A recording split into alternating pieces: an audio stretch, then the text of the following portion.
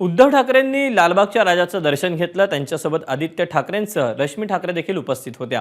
यावेळेला त्यांनी सर्वांना गणेशोत्सवाच्या शुभेच्छाही दिल्या। यावेळेला त्यांनी मुंबईचा राजा आणि चिंचपोकळीच्या चिंतामणीचं देखील दर्शन घेतलेलं आहे। खरं तर गणपतीच्या गणेशोत्सवाचा आज पहिलाच दिवस आहे आणि उद्धव ठाकरे लालबाग राजाच्या चरणी दर्शन घेण्यासाठी पोहोचलेले होते। त्यांच्यासोबत आदित्य ठाकरे देखील उपस्थित होते आणि रश्मी ठाकरे देखील होत्या। यावेळेला त्यांनी सर्वांना गणेशोत्सवाच्या शुभेच्छा दिल्या। यासोबतच मुंबईच्या राजा आणि चिंचपोकळीच्या चिंतामणीचं देखील उद्धव ठाकरेंनी कुटुंबासह दर्शन घेतलं।